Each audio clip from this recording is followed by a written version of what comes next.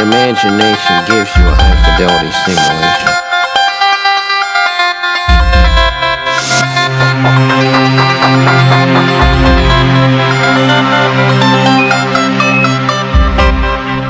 Welcome to the fourth Complete Liberty podcast. This podcast is dedicated to converting Complete Liberty, the demise of the state and the rise of voluntary America, published in 2007, into an audiobook. Last podcast we covered Chapter 3.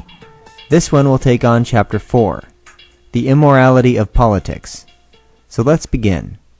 I was watching a panel discussion on C-SPAN a while ago, in which a person declared that the democracy movement needs to join forces with the anti-corporate, anti-capitalist, and anti-globalization movements. If that isn't a loaded proposition, I don't know what is. First of all, we've already considered what democracy is, be it representative or popular. Those in the citizenry who think they can get government to perform their particular version of aggression on the rest of society ought to consider what that means morally. Basically, it entails using force rather than persuasion, force that's funded by further force, reflecting the preposterous claim that a popular majority or plurality can influence politicians to do something good via immoral means. Such a process is not rational, moral, or just. Naturally, many Americans are frustrated with governmental intrusiveness, waste, corruption, and ineptitude. Rarely do most people wholeheartedly endorse the particular policy direction of government during any given election term. Yet few ever challenge the immoral means of government. Instead, like the person on C-SPAN, they challenge the right of people to be productive and freely trade, that is, capitalism and globalization. They'd rather use the tools of government to structure commerce as they see fit, not as the actual participants in trade see fit. Close inspection reveals that the various democracy movements, which advocate taking back their governments, are simply dissatisfied people wanting to impose their values on the rest of society and the world. Seldom do they speak of liberty in the rational sense of being individually free in the marketplace to make your own choices with your own property. Instead, they speak of corporate greed and corporate injustices, and then they run to the state in search of remedies. Corporations, the semi-good, the bad, and the ugly. Let's delve into the nature of corporations a bit, starting with their semi-good aspects. True to form, the current anti-corporate ideology reflexively makes Walmart one of its main targets. Some think that the largest retailer in the world is too big and should be restrained through more regulations. There was actually a show on CNBC in 2005 about this. Walmart is the largest retailer primarily because people who seek affordable goods favor its particular assortment of products and prices. Otherwise, it would be just another Kmart. Basically, people working at Walmart engage in voluntary trade with their customers, trading value for value. But what about, for instance, Walmart's exploitation of cheap labor in China, or the advantages it obtains from the lack of workers' rights and pollution regulations there? This question obviously overlooks the pervasive state of poverty in rural China, which tends to make working in a factory in the city more appealing. Most people on the other side of the planet don't like being dirt poor and living hand to mouth either. Of course, the Chinese government remains guilty as charged. Its tyrannical system keeps hundreds of millions of Chinese impoverished, and some of its rights violations and aggressions against free speech, free press, and property in general are on a par with the worst totalitarian regimes throughout history. However, this isn't exactly Walmart's fault or responsibility. Walmart's executives simply use the economic disequilibriums that currently exist throughout the world to their advantage. Chinese labor and manufacturing costs are much lower than in the U.S. If Walmart didn't capitalize on this situation, its competition surely would continue to. Further, the more capital investment in manufacturers that Walmart extends overseas, the faster those companies can become part of the developed world. Over time, costs should seek equilibrium. More economic wealth tends to enable more freedom, and vice versa. Eventually, more efficient and effective technologies for dealing with waste and pollution in China will arise. The Chinese state may or may not hinder their implementation. Regarding Walmart contributing to trade imbalances and outsourcing, those who believe that they should keep their particular jobs, despite market pressures and market changes, will be perpetually dissatisfied. Their calls for all sorts of regulations, as well as union pressures for Walmart to alter its employee relations, seek to make Walmart less productive, less competitive, less satisfying, and more costly to its customers. Regulations interfere with more productive business methods, essentially market processes that seek higher and higher levels of productivity. From a moral standpoint, of course, regulations also violate individual rights and property rights. We also need to keep in mind that the money people save by shopping at Walmart is used in all sorts of other ways that benefit individuals, the economy, as well as other industries. But that's mostly the economic side of the business of international trade, not of the corporate structure itself.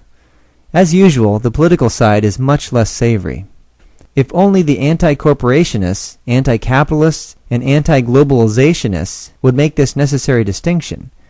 Perhaps the most difficult thing for all of us who grew up in statist economies to recognize is the difference between a free market and an unfree one. A free market, that is, capitalism, is thought to exist presently, and it's typically blamed for all sorts of economic troubles. Much of statist indoctrination, so-called public education, consists of informing students about the market's various failures and how government's job is to step in and fix things or make things right. Similar to the time of Marx and Engels, business and trade aren't taking place in a free market world. Unfettered capitalism is so far from present that proponents of today's marketplace often do more harm than good to the cause of liberty. Businesses everywhere are tangled in a seemingly unending web of governmental interventions. However, corporations more resemble the web spinner's helpers than their hapless victims. The corporate structure is actually a legal fiction, created by laws and molded by successively more ridiculous court rulings, and then maintained by governmental officials and their cronies on Wall Street and elsewhere. Corporations exist legally for various purposes that have changed since their inception. Originally, they were granted by state governments to do good works for the general welfare of the state, definitely a deal with the devil. Big companies become corporations today typically to lower overall business owners' liability and acquire more capital at lower risk and cheaper rates of interest. Corporations are treated as individuals in and of themselves, corporate personhood, with rights granted to them by government, and with an existence apart from the original private company's owners. Most of today's major corporations have quite intimate relationships with lawmakers and regulators. Thus, they've become extensions of the statist system, which enables them to use governmental force to gain competitive advantages over others in the marketplace, or to simply shut out competition entirely, as is the case with various local utility monopolies. So-called free trade agreements between rulers of states reflect the major influences of multinational and transnational corporations. Many corporations tend to be notorious for shirking responsibility and externalizing various costs to governments, which of course externalize those costs to the people. Corporations also foster separation of ownership from management and ownership from labor, which doesn't bode well for personal and professional accountability either. Corporate ownership by still other corporations, as well as stock ownership by mutual funds and pension funds, that is, by investment corporations, are also invariably state-facilitated arrangements. Such is the bad and the ugly of corporations. Of course, limited liability is especially appealing in today's corrupt and unjust justice system. Yet few business persons realize that to submit to the state through the corporate structure is to slap Lady Liberty in the face. Even though various liability insurance policies can be set up by businesses, these should not make investors immune from, for example, the consequences of bad debt or defaults, or irresponsible and immoral management. The best check on these consequences resides in heeding the inherent free market risks in doing business and making investment decisions. Moreover, can you think of a good reason, other than financial of course, and there's the political rub, for a competitive company to formulate such cumbersome things as articles of incorporation, bylaws, and a board of directors, as well as ridiculously burdensome accounting procedures? These are essentially governmental hoops to jump through in order to attain a specific tax and regulatory status. Anyone with good business sense understands that these devices can severely misdirect one's energy and hinder managerial decisions. They can also give investors a false sense of security, encouraging them to think that government has designed it so that they'll be protected. But regulations are no substitute for freedom to make good and bad decisions.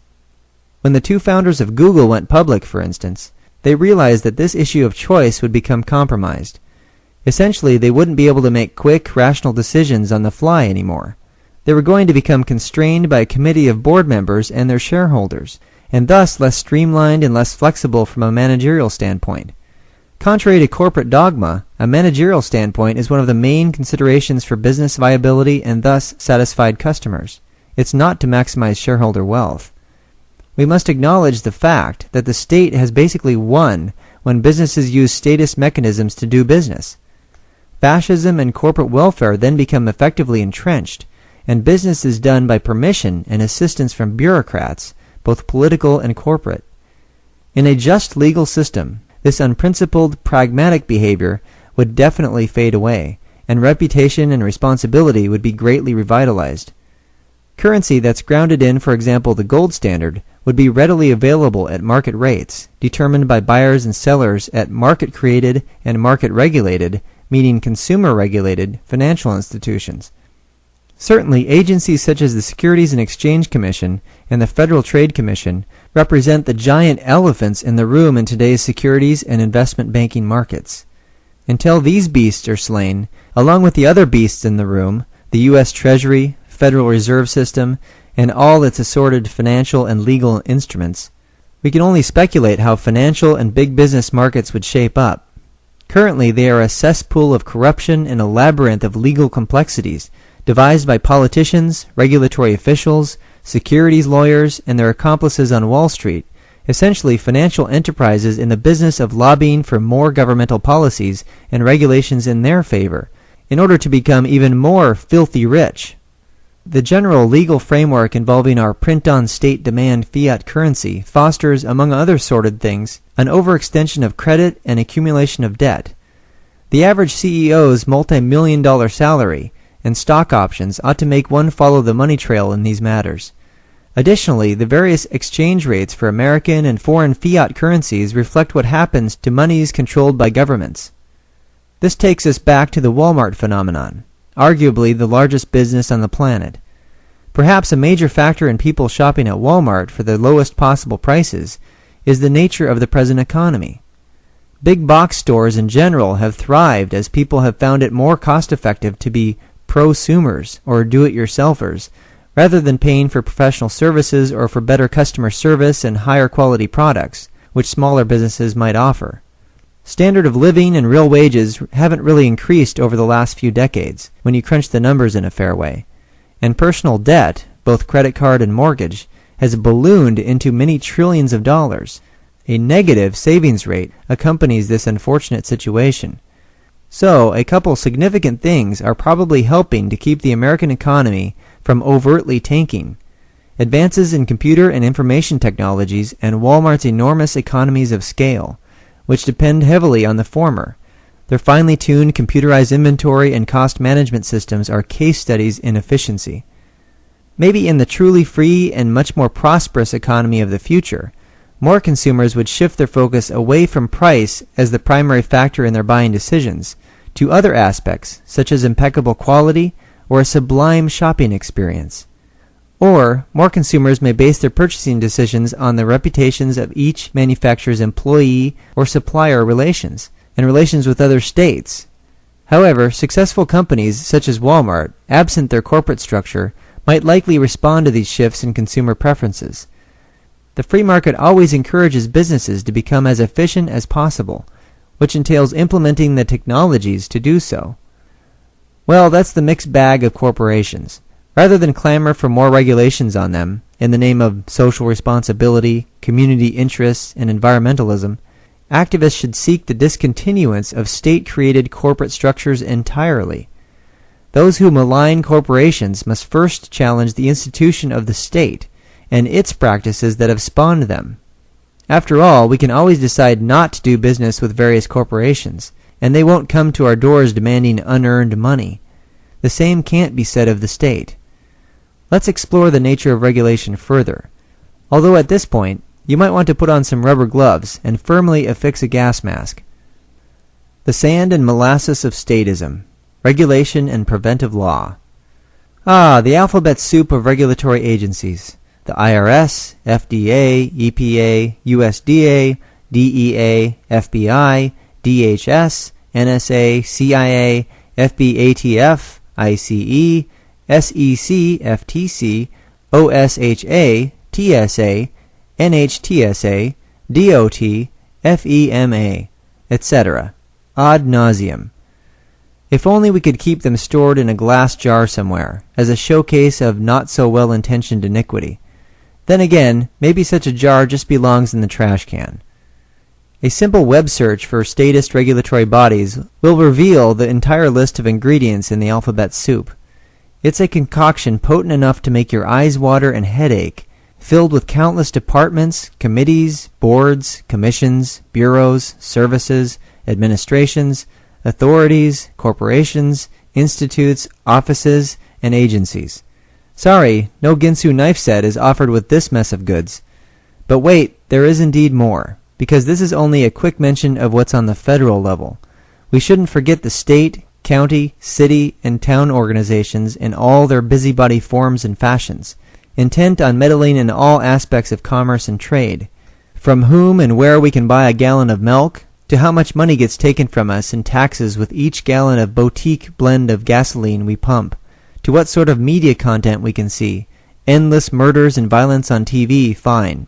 Naked people, typically a no-no, unless they're being murdered, of course. Trillions of dollars are spent performing these services for the public. The various governments of the United States devour probably half of the many trillions of dollars circulating in the American economy. And since our medium of exchange is printed by the state, it thereby demonstrates that it can do more than just regulate our monetary system. It can fully communize it. Ronald Reagan famously noted how government views the economy. If it moves, tax it. If it keeps moving, regulate it. If it stops moving, subsidize it. Perhaps those in government are most aware of its methods of operation. President Reagan definitely had first-hand knowledge. Regulation attempts to replace the judgment of property owners and free market processes with the judgment of bureaucrats. Not only is this like pouring sand and molasses into the gears of a finely tuned machine, it also leads to the creation of machines that are less efficient, less functional, non-functional, or that produce the opposite of what one wants. Rube Goldberg contraptions gone haywire. Many great machines never even get made, which is the end of the road of the destruction of capital by government. Preventive law is the mainstay of regulatory bodies. After all, who could regulate if there were no laws to generate all that sand and molasses, as well as the regulatory bodies themselves? Preventive law, that is, enacted legislation that seeks to prohibit or direct behavior of individuals in the marketplace before they do anything wrong, equates to deeming people perpetually guilty. Guilty under such a legal system has virtually nothing to do with injuring others or infringing on their rights. Thinking of installing some plumbing or electrical work in your new home? You're supposed to study the laws, building codes first, and don't forget the inspectors. Thinking of hiring a couple new workers for a project? You're supposed to check into what the Equal Employment Opportunity Commission and the U.S. Citizenship and Immigration Services and various others have to say about that. Thinking of selling a new product or service? You're supposed to investigate how many governmental agencies are in charge of that particular line of work, and the reams of forms to fill out, rules to abide by, and fees to pay. Thinking of purchasing a weapon for extra security? Well, with any luck, you'll be able to get out of that tangle of red tape alive. Of course, once you inspect the laws in any particular area of your life, you quickly realize that you're only looking at the foot of the legal monster that looms above you. So here's the bottom line. If you're thinking of doing something, anything rights respecting, maybe it's best not to see how many laws you're going to break, lest your plans are foiled. Unless you stay in bed all day, you're likely to violate some regulation on some level during your routine activities. Essentially, under a regulatory system, aka the nanny state, no offense to real nannies, people aren't allowed to make independent decisions. They're instead given governmental mandates with penalties for disobedience. This is the nature of regulatory control, and it's supposedly for the common good once again. Hence, rather than administer justice for particular rights violations, which is the sole purpose of a legal system, Regulation focuses on preventing certain courses of action that lawmakers and bureaucrats have declared unacceptable. Lawmakers and bureaucrats then rely on law enforcers to do the dirty work of aggression for them. If those in government strictly focused on the issue of justice instead of trying to control people's lives, they'd face a considerable downsizing of their workforce. Certainly those in a regulatory system wouldn't want to design it to create more efficiency and higher productivity, to ease up on the influx of sand and molasses. Obviously, only those in the marketplace who rely on profits and customer satisfaction have such goals in mind. Preventive law is an inversion of the concept of justice, because it creates myriad crimes out of nowhere, crimes that violate no one's rights or property. This stands to reason because government is an entity that pretends to operate outside the bounds of property rights, it being public property. Naturally, all its regulatory edicts reflect its lack of jurisdiction in the realm of other people's property. Ultimately, regulation thrives in a society that either agrees with its contradictory premise that some adults must treat all other adults as non-adults, or that fears too much the consequences of non-compliance, which ultimately entails rejecting one's status as an autonomous, self-owned adult. The key question then is this: by what right, by what code, by what standard, to reiterate an Ayn Rand character's words, do these organizations of people believe that what they're doing is just and proper? One of their answers might be, by the consent of the governed. Fortunately for the governors, most of the governed are too busy working and playing to really care about the immense rights violations being perpetrated on their persons and property. It seems easier to conform. As mentioned earlier, one could argue that the laws and regulations in a country are basically reflections of the ethics of the general populace. If the general populace believes that being dishonest and unreasonable is helpful in order to run a business, for example, then that belief will be reflected in how regulatory agencies operate, guilty until you prove your innocence. Even the apathy that people show towards governmental corruption reflects their view of the virtue of integrity, at least on the political level, the level where most people remain resigned in the belief that nothing can be done. I'm not going to bore us with citing more of the sordid and voluminous details of the Washington racket and our closer-to-home rackets. Many astute libertarian and even conservative thinkers have covered that ground like a herd of angry buffalo. Not even the most virulent weed can survive such a thorough trampling. Yet those in Washington, and those who support them in the several states, act as if they're immune from such intellectual stampedes. They proceed onward, routinely smug in the thought that they're doing the public's duty, and that people are following their orders. Well, all really bad things must come to an end sometime, especially if they've been created by humans. No better time than the present, as far as we're concerned. Basically, the state's regulatory programs manifest a huge contradiction operating in our society, that people don't have full right to use and or dispose of their property as they see fit. Instead, politicians, bureaucrats, judges, police, and others in institutions of authority are to intervene in some form or fashion in virtually every human exchange and interaction. Supposedly, we should be comforted or at least kept from rebelling by being told that this is for our own good, and that we can't comprehend the valuable reasons for such interference. Death and taxes, right. Moreover, governmental regulations act as smokescreens between companies and market assessments of their credibility. Because most people assume the nanny state is watching out for their interests, they fail to put company claims about products and services to the accountability test. Naturally, in a truly free market, some organizations would be keen on providing such tests in an independent fashion, much like Consumer Reports and Underwriters Laboratories attempt to do today.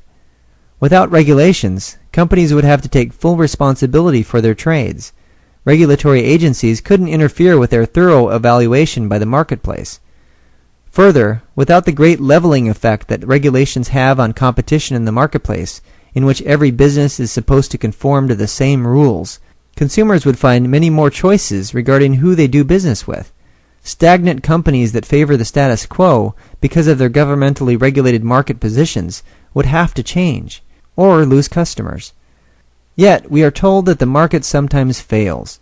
that the market is inadequate for addressing true human needs, and that some market processes are distasteful, corrupt, bad, or wrong.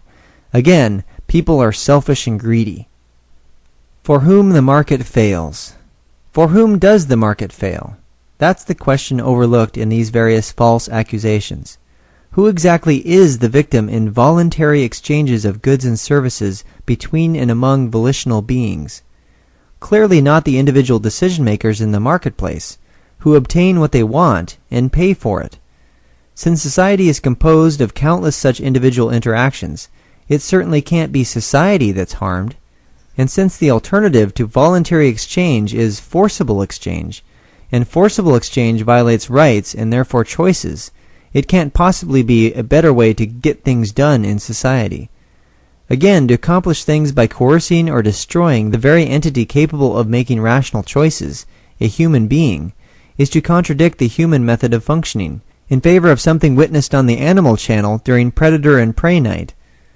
In the realm of rights and ethics, there's simply no room for such glaring inconsistencies. Self-ownership and its moral implications for property aren't open for debate.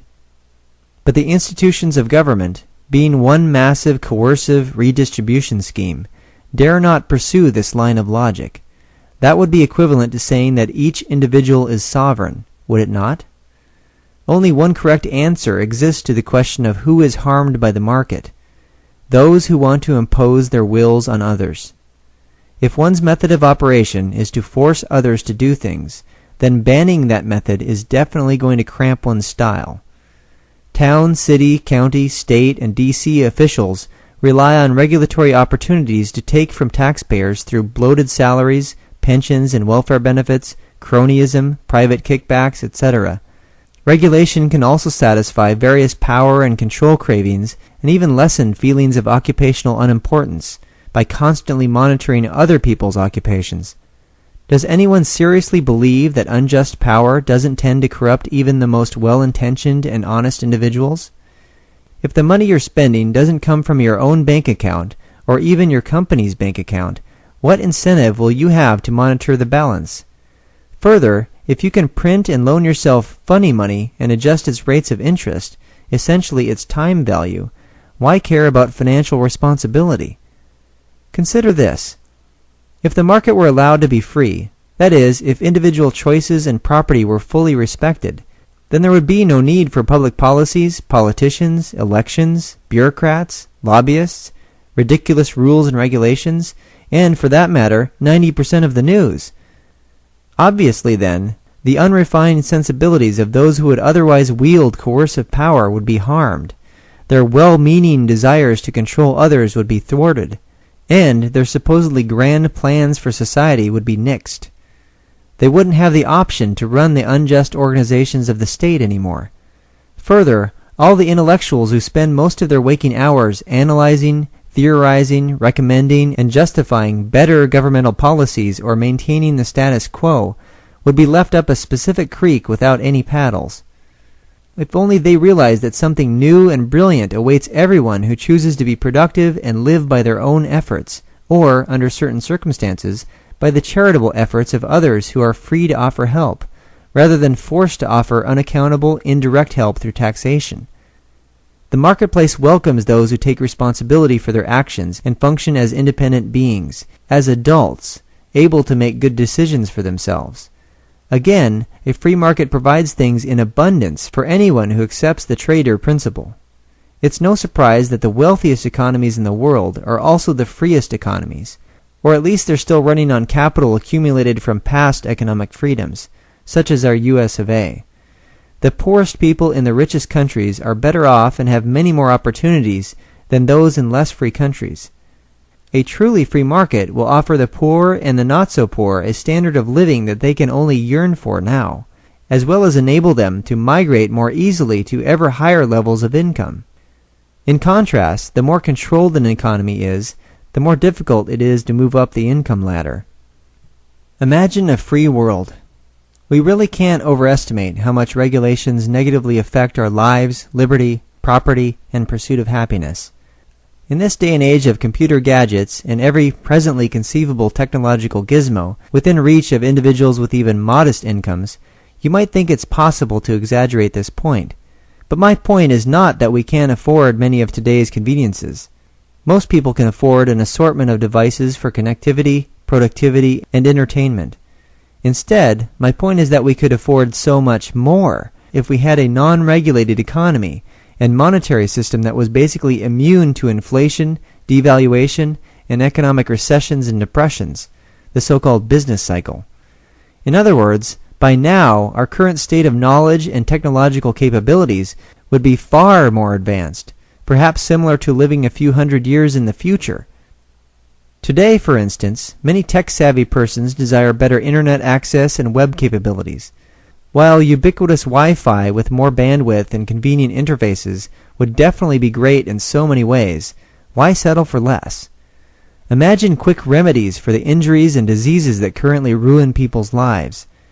Imagine perfect health for you and your loved ones, defying the typical aging process at the cellular level. Imagine everyone being rich, clean rich, not filthy rich, and able to afford, for instance, without incurring any debt, spacious, custom-designed, energy-efficient, self-cleaning homes. Imagine gourmet meals in the time it takes to press a few buttons or utter a few voice commands. Imagine the time you'd save to spend on whatever really fun and challenging things that you probably have on the back burner. Imagine faster, safer, more affordable, and convenient travel to most places on our planet. Imagine an altered landscape of transportation with non-polluting engines. Imagine no more traffic jams. Imagine flying cars. Imagine luxury vacations in Earth's orbit or sightseeing on Mars. For instance, a trip to the top of the Mount Everest dwarfing Olympus Mons, or to the abyss-like edges of Valles Marineris.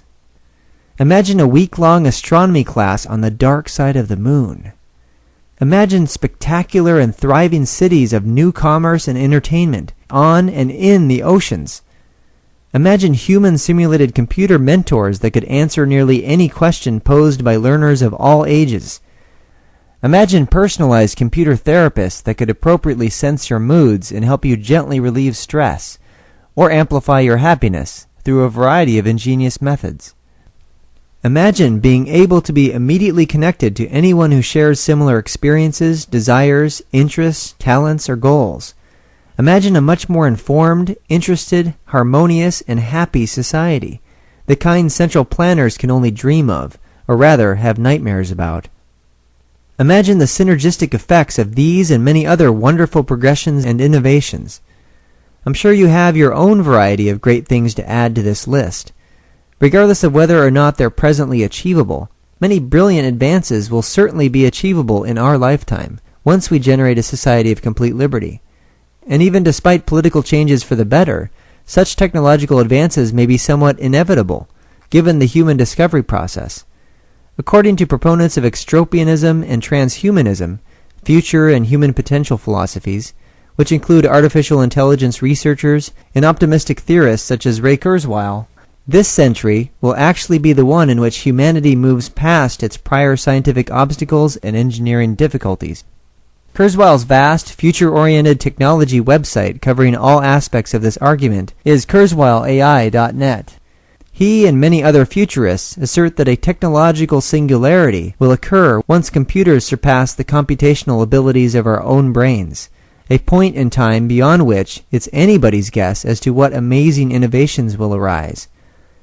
In relation to these fascinating ideas, John Smart, who's incidentally a friend of mine in Southern California, has developed the Acceleration Studies Foundation, ASF, an organization dedicated to analyzing such predictions and various future-related trends, so as to help people better understand and potentially benefit from them.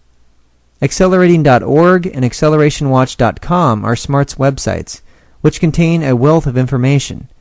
The members of ASF realize that people who are keen about what's possible in their lives tend to alter the economic and social landscape for the better.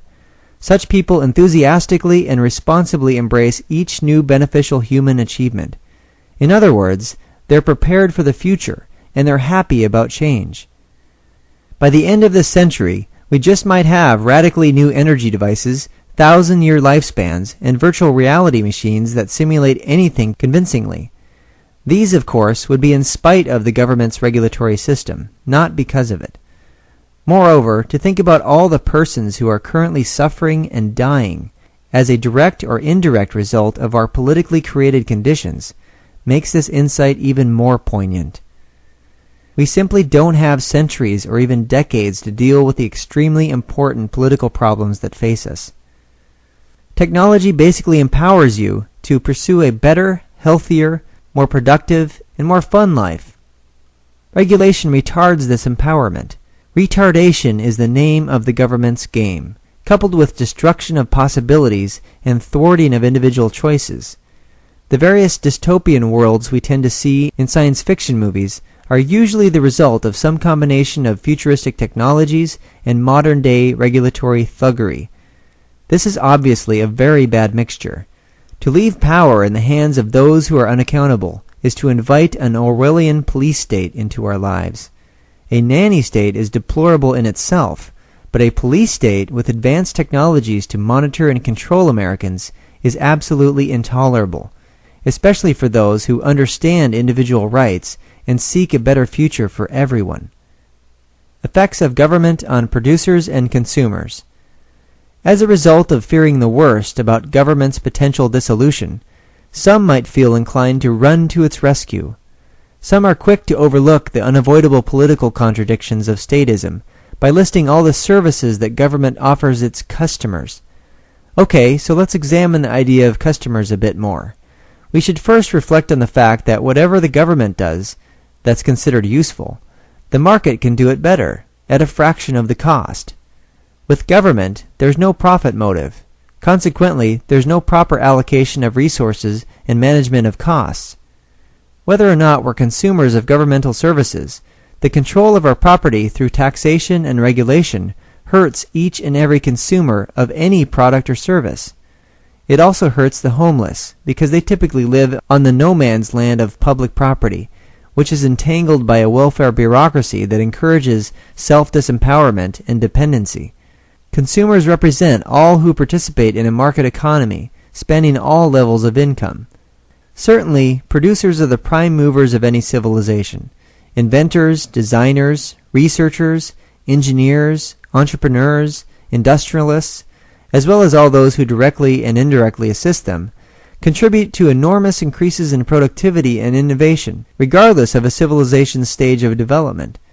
They create an economy whereby more work can be done more quickly with less labor and resources and capital investment, thereby creating more money for reinvestment and thus more capital for creating still other goods and services.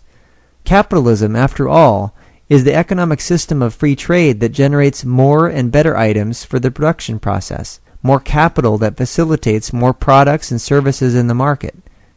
A great deal of time is saved in this process, time that can then be spent on many other activities. Advances in productivity are really something to behold.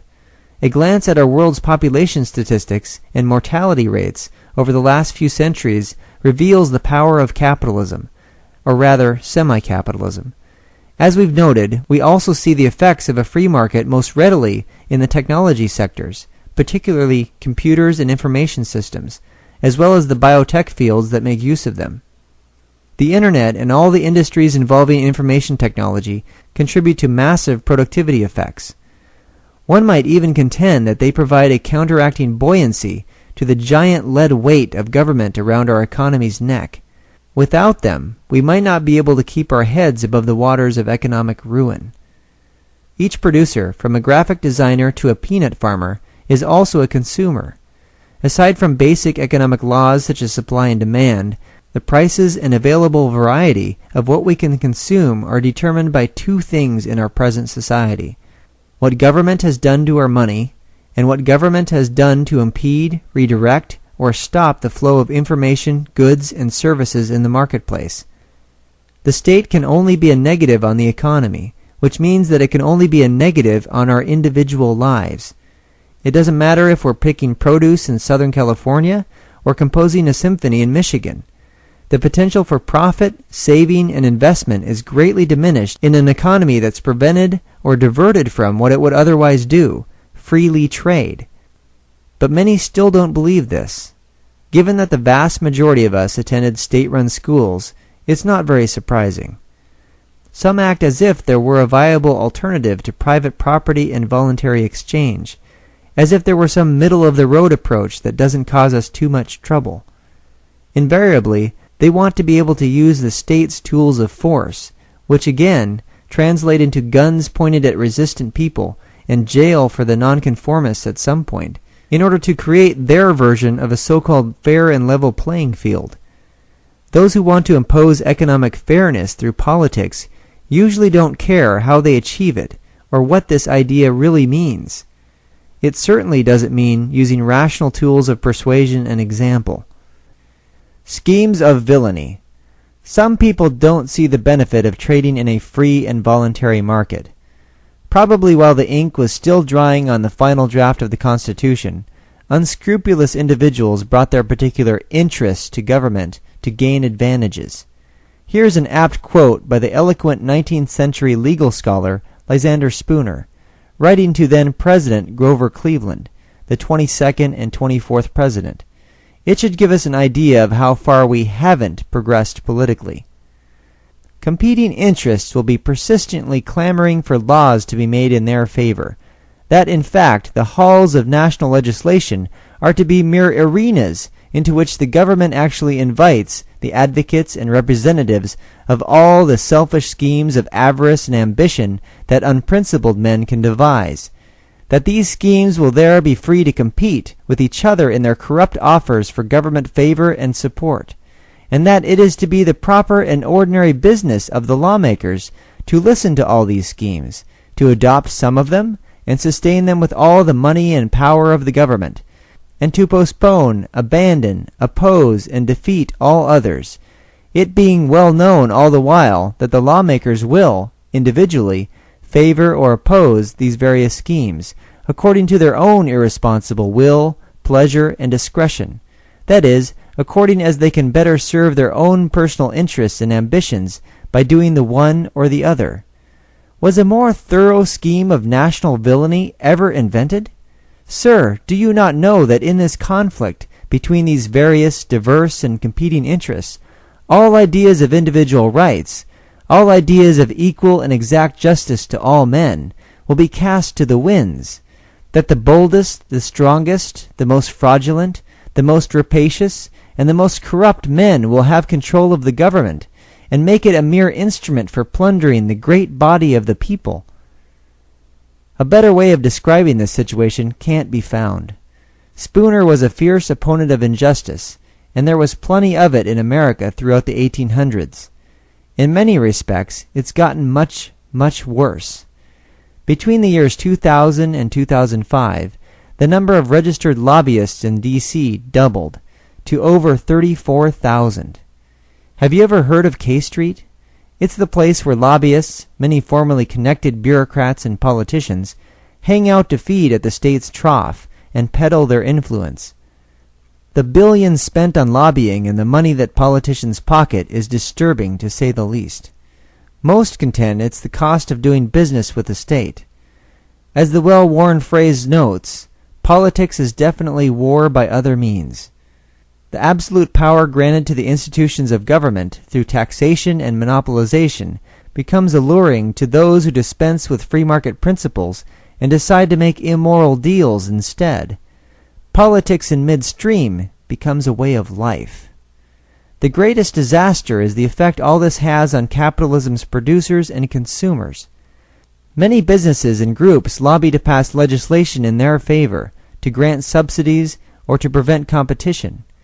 Big businesses, especially corporations, have a long track record on this account. Very few have ever lobbied for more competition, that is, a freer marketplace. Once again, we would be wise to follow the corrupt money trails here. Usually, the well-established corporations seek to maximize their market share by way of all-expense-paid vacations and other perks for bureaucrats and legislators, as well as specially devised last-minute insertions of pork, rather than through voluntary association with potential customers. After all, if government is the biggest bully on the block, and it makes all the rules, then you either join it by buying it, or beat it by defying it. Few ever entertain the latter possibility, of taking a moral stance on behalf of reason, liberty, and the ideas of self-ownership, personal sovereignty, and property rights. Even the companies who solely lobby to remain competitive, for example by getting their tax burdens and regulations reduced, soon find themselves in a sick world of compromise, corruption, lying, and pleading, as if they never had a right to exist for their own sake. To make money is definitely not worth the sale of one's soul. A lucrative deal is not worth the forfeiture of one's mind and moral life. Imagine if those in business and business schools decided not to concede the statist premise anymore. How long do you think the corrupt system would last then? Not very long. Or, what if consumers fought for their inherent right to engage in trade and commerce unimpeded by the state's instruments of force?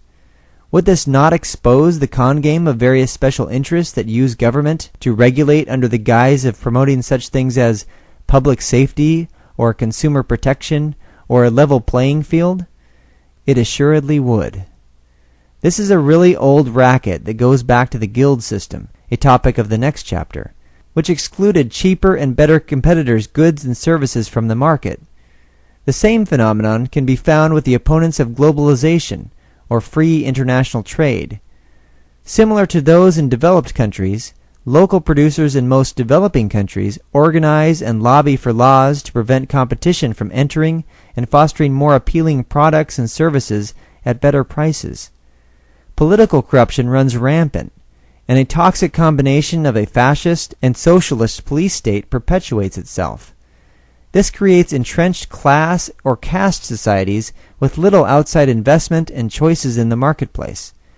Poverty, filth, and wretched contentment, to borrow from Nietzsche, become the norms. Panhandlers and peddlers of all wares who live at merely subsistence levels become commonplace. Entire economies stagnate in a depressing status quo. Incidentally, this is the main reason why the American dream remains unattainable for most people throughout the world, regardless of how plentiful their natural resources are. In statist guild systems, outright political and business corruption, constant bribery, strong-arm police tactics, and kangaroo courts reign. Instead of going from rags to riches, nearly everyone's rags get dirtier and more torn. Rather than being able to produce, save, invest, and consume, most are relegated to barely surviving, left bowing in homage to their present-day feudal lords. So, all of us are unfortunate consumers of politics, and the vast majority of us on the planet get the really raw end of the deal. Although the rawness tends to be especially noticeable in poorer and developing countries, the developed world reinforces their bad ideas and behaviors. Politicians love to talk about the ills of special interests, attempting to assure a dissatisfied public that they themselves aren't part of the problem. It's such an unpleasant aspect of politics that Ross Perot was really able to tap into Americans' frustration about it, as well as the debt and deficit, during his first run for the presidency. He might have actually won the 1992 election if he hadn't stepped out of the race for a few months prior to that November Tuesday.